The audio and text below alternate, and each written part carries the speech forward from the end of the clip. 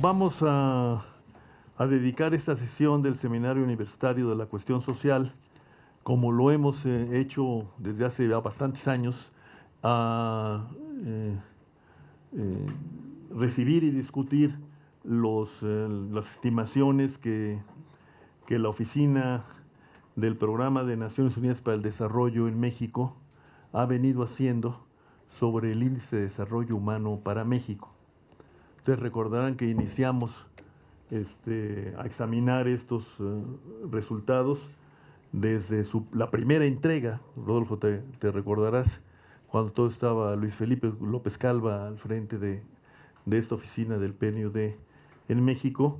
Y bueno, ahora me da mucho gusto eh, que contemos con la presentación de Rodolfo de la Torre, quien nos ha acompañado en diversas ocasiones en este seminario, en estas sesiones, y quien está al frente precisamente de esta responsabilidad para la Oficina de Naciones Unidas en México. Se hizo un primer lanzamiento, ¿no?, de los resultados más agregados hace unas semanas, y ahora pues vamos a tener la oportunidad de examinar quizás en más detalle los resultados a los que llegó esta manera de estudiar la situación social de México y de los mexicanos. Rodolfo, pues estás en tu casa, como lo sabes, y muchas gracias y pues te escuchamos.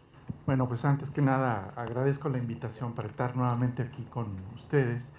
Debo comenzar diciendo que el 17 de junio es el lanzamiento del Informe Nacional de Desarrollo Humano, del cual ustedes verán un adelanto en la porción que corresponde a los indicadores. Y estos indicadores, como podrán ustedes ver en unos momentos, ya dan una historia de la evolución del bienestar en el país a un nivel que no se había realizado anteriormente, que es haciendo el cálculo del índice de desarrollo humano para hogares y para individuos. Yo los invito a estar el 17 de junio en la presentación, en donde a estos resultados se le agregarán lo que corresponde al análisis del gasto público y su distribución.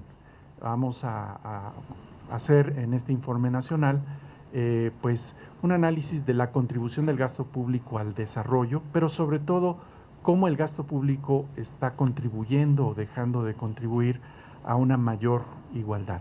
Y ahí presentaremos algunas innovaciones, como son los cálculos de indicadores de equidad vertical y horizontal, que simplemente quieren decir que el gasto público no está tratando, o a veces lo está haciendo, a los desiguales de forma desigual, privilegiando a aquellos que menos tienen, y sobre todo, y esto es quizás lo más novedoso, que donde existen algunas desigualdades, el gasto público donde existe igualdad, el gasto público está generando desigualdades. Todo este análisis del que les comento de gasto público se basa, sin embargo, en los indicadores de desarrollo humano que les presentaré a continuación y que cuentan esta historia de la evolución más reciente del bienestar en nuestro país. 2008 es la información más reciente para hogares e individuos a través de la Encuesta Nacional de Ingresos y Gastos de los Hogares. En un par de meses aparecerá la encuesta de 2010 y esta información que ustedes ven será actualizada. Les hablaré un poco del concepto y medición de desarrollo humano y un poco del panorama general del desarrollo humano para entrar al IDH por hogares y después desagregarlo por personas y hablar del tema que ha sido, digamos, primordial en los informes de desarrollo humano, que es la desigualdad. En este caso estamos midiendo el costo de la desigualdad entre individuos para el desarrollo. Antes ya lo habíamos hecho para municipios con magnitudes importantes, pero aquí aparecen nuevos resultados. Bueno, pasamos entonces a la primera parte. Se está examinando en esta publicación, que por cierto se encuentra en línea, la pueden consultar en la página de PNUD en el apartado de desarrollo humano. Bueno, contamos con un análisis de hogares que han crecido entre 2000 y 2008 en un 13%, La población se ha incrementado en un 9% en ese periodo y se tiene una mayor urbanización. Los hogares en las zonas urbanas han pasado de 63, casi 64% a 66% en localidades de más de 15,000 habitantes. Hay una mayor presencia de hogares con jefatura femenina. Este salto en el porcentaje es muy importante. Pasamos de 18 a un poco más de 25%. Y tenemos población indígena que representa 10% de los hogares, 11% de la población. Por cierto, esta encuesta de ingresos y gastos de 2008 por primera vez contiene información que permite distinguir a la población indígena de la no indígena de acuerdo a las definiciones oficiales. Y esto nos va a dar un panorama de este grupo mucho más rico, como ustedes verán a continuación. En la composición demográfica vale la pena destacar que pues, ha cambiado el perfil de edades.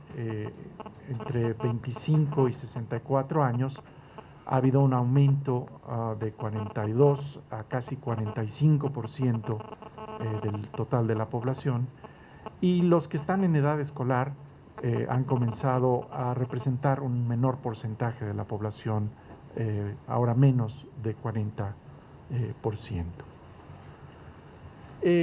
El periodo que analizamos, que es de 2000 a 2008, es un periodo marcado por varias crisis económicas.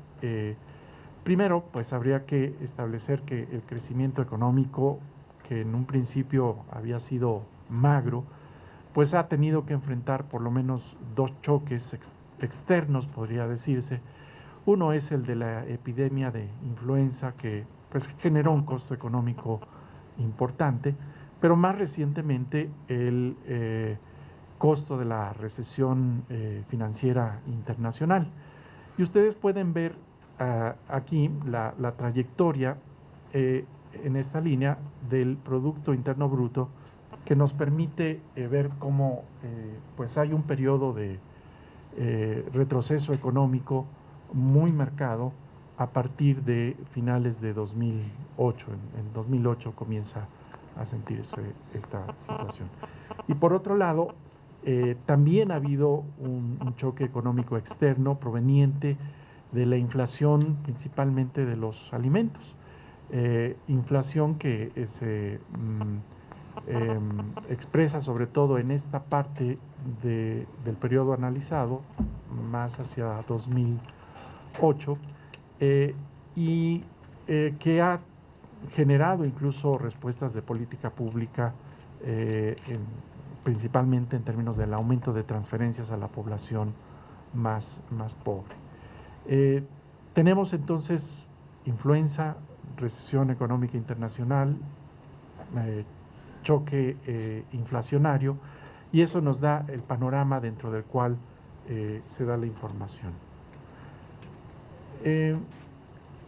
Como una de las innovaciones que se van a presentar es esta nueva medición del desarrollo humano por hogares e individuos, voy a detenerme aquí un poco recordando que pues, el concepto central de desarrollo es la expansión de la libertad de los individuos con un componente de equidad. Y cuando esta equidad no únicamente contempla a las personas que se encuentran en un momento dado, sino a las generaciones que se suceden, esta igualdad intergeneracional le da un componente de sustentabilidad a la idea de desarrollo.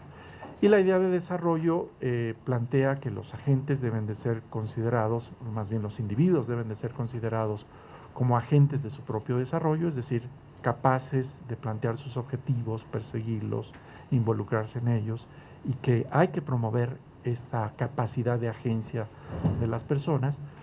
También el desarrollo humano proviene de la expansión de las capacidades, y estas capacidades corresponden en parte a los recursos con los que se cuenta, pero también a derechos que se adquieren y que se pueden poner en juego frente al resto de la sociedad. Por supuesto, políticas públicas pueden tanto incentivar la participación, en el caso de la agencia, como incrementar las posibilidades de ser o hacer, que son estas capacidades de las personas.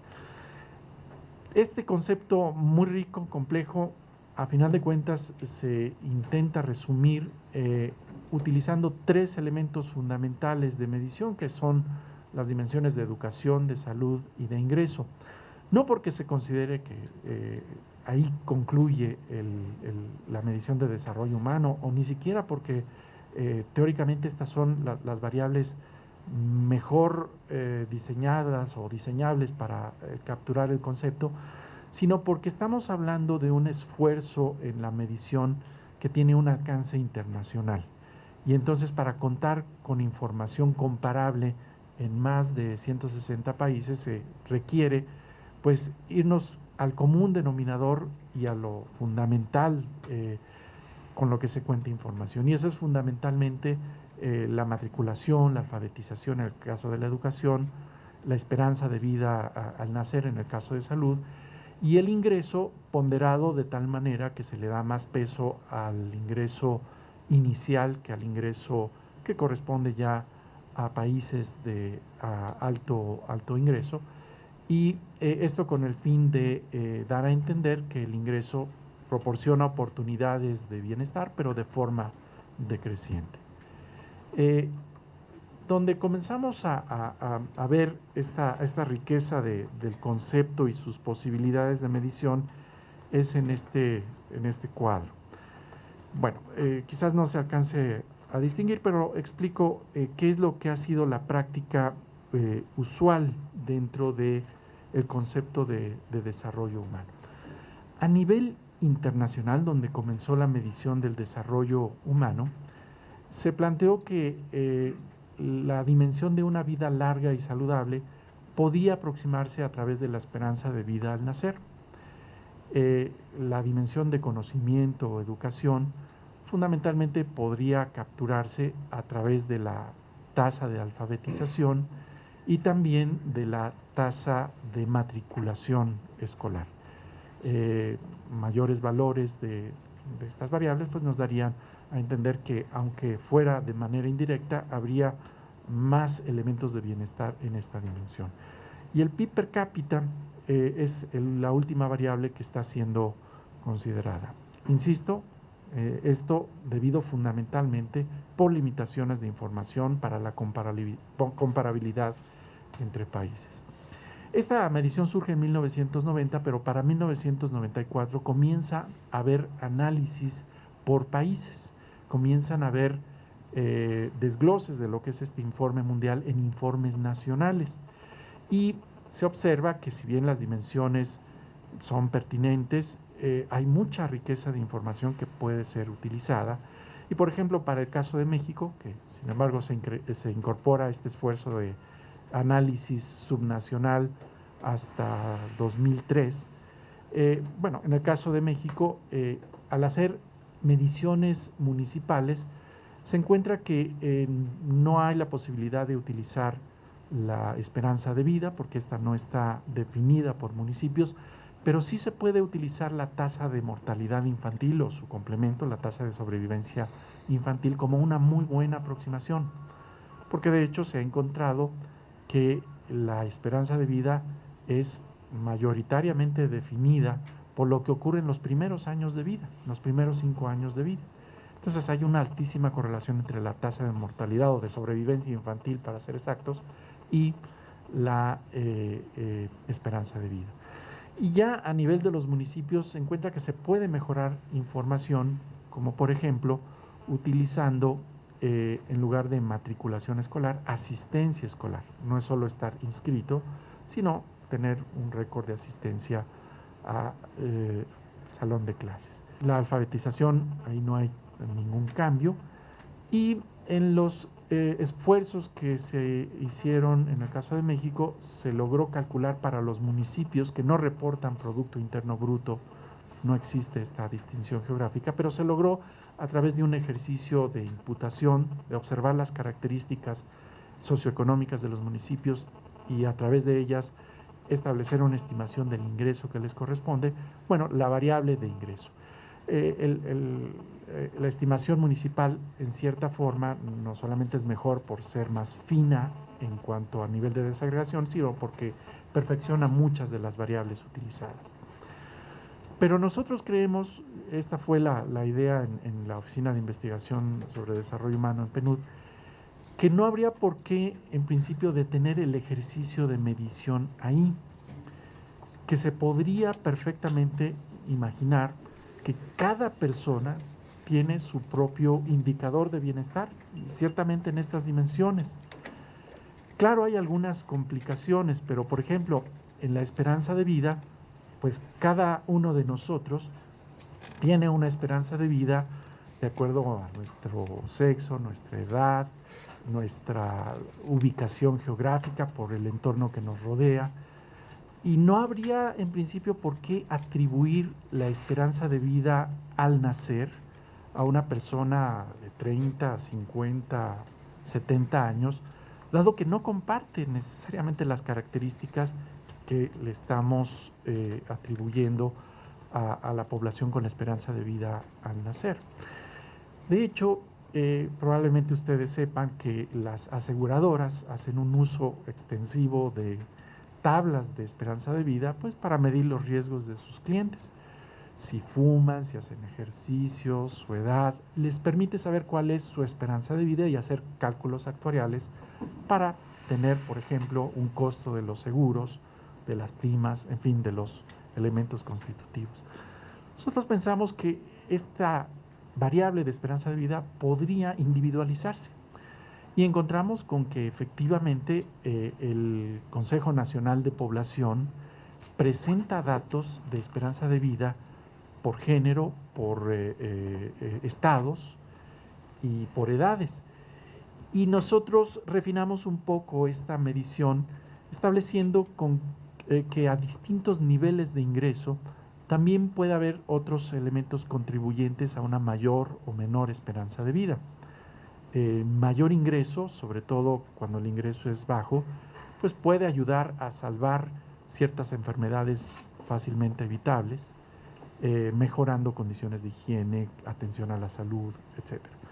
Aunque también mayores niveles de ingresos, sobre todo a ingresos muy altos, pues pueden traducirse, por lo menos estadísticamente, con hábitos de consumo que deprimen la esperanza de vida en lugar de incrementarla. Lo que hicimos es agregar esta variabilidad que puede darle el ingreso a la esperanza de vida a la medición y a través de la información de la encuesta de ingresos y gastos individualizar este dato. El siguiente dato que pensamos que podría individualizarse es la dimensión de conocimiento o educación, pero ahí nos encontramos con una cuestión. Se toma alfabetización y matriculación. Y por ejemplo, aquellos que no han empezado la escuela, digamos, los menores de 6 años, sería muy difícil pensar que estuvieran alfabetizados. Esa no sería una variable pertinente para ellos. Y por ejemplo, para las personas que ya han rebasado la edad típica escolar, aunque muchas de ellas pueden estar todavía en algún tipo de educación formal, pues lo común es no encontrarlas matriculadas. Entonces nos preguntamos, ¿qué podría estar midiendo la dimensión de conocimientos para el conjunto de la población? Y comenzamos con aquellos que están en edad escolar. Y pensamos que simplemente estar matriculados o saber leer y escribir en algunos casos no es suficiente. Pero podríamos nosotros establecer que para cierta edad de haber existido una escolarización, llamémosla normal, pues existirían ciertos años de escolaridad cumplidos asociados a la edad. Y si no existe esa correspondencia, se presenta un rezago educativo. Por ejemplo, pues típicamente a los 12, 13 años, digamos, una persona que pudo inscribirse desde los 6 años de educación primaria, ya debería de tener 6 años de primaria, 6 años de escolaridad, si dejamos a un lado la educación preescolar. Entonces, lo normal sería 6 años para alguien de 12 años, más bien de 13 años cumplidos. perdón, de 13 años cumplidos para cerrar el rango de edad. Y si se retrasa en 1 o en 2 años, lo que vamos midiendo son porcentajes perdidos en esta dimensión de conocimiento. Y así lo hicimos, así procedimos a medir para aquellos que están en la edad escolar su dimensión de conocimiento. Pero ¿qué hay para aquellos que ya rebasaron la edad escolar típica, que va de los 6 a los 24 años? Bueno, si una persona estudiara todo el tiempo de los 6 a los 24 años, prácticamente tendría un grado de maestría